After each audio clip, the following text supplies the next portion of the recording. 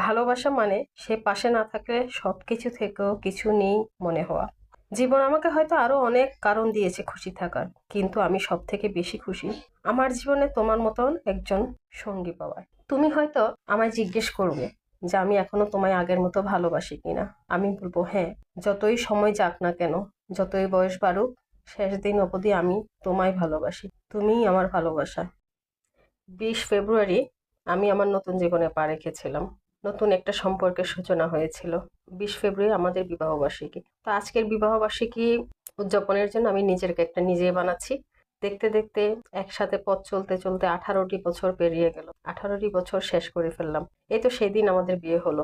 সংসারে বিভিন্ন ধরনের মান অভিমান, ভুল বোঝাবুঝি, ভালো লাগা খারাপ লাগা সবকিছু মিলিয়ে একটি একটি দিন করে কেটে গেল 18টি বছর। বুঝতেই পারলাম না কিভাবে চলে গেল 18টি বছর। 18টি বছরে অর্জন হলো আমার 3টি সন্তান আর আমাদের কিছু ভালো লাগার মুহূর্ত। তো আজকে ভালোবাসার মানুষকে সারপ্রাইজ দেওয়ার জন্যই নিজে কেকটা বানিয়ে নিচ্ছি। আগের দিনই আমি 19 তারিখে প্ল্যান করে রেখেছিলাম কেকটা কিভাবে বানাবো। কেক বানাচ্ছি, সে আমার সাথে কথা বলতেছেন যে কি কেক বানাচ্ছ যে, তো আমি বললাম যে এমনি একটা অর্ডার আছে, তো অর্ডারের কেক বানাচ্ছি। কিছুক্ষণ পর আমার মেজো ছেলে, মানে মেজো সন্তান, বড় ছেলে, সে হঠাৎ করে তার বাবাকে যেয়ে বলতেছে আজকে আমাদের বাসায় অনুষ্ঠান, তোমার জন্মদিন। ওর বাবা বলতেছে না তো, আজকে তো আমার জন্মদিন না।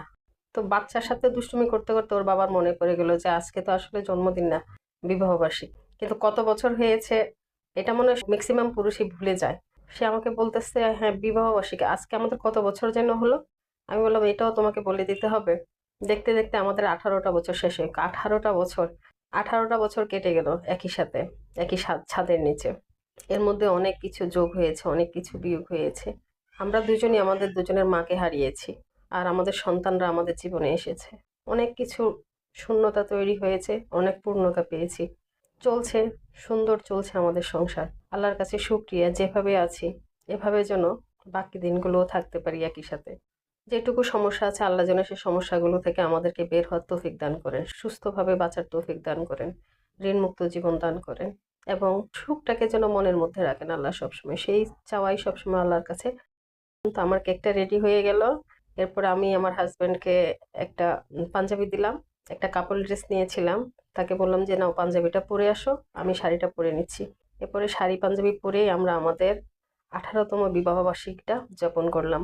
কেমন হলো আমার কেকটা? যদি ভালো লেগে থাকে অবশ্যই লাইক কমেন্ট শেয়ার করে পাশে থাকবেন।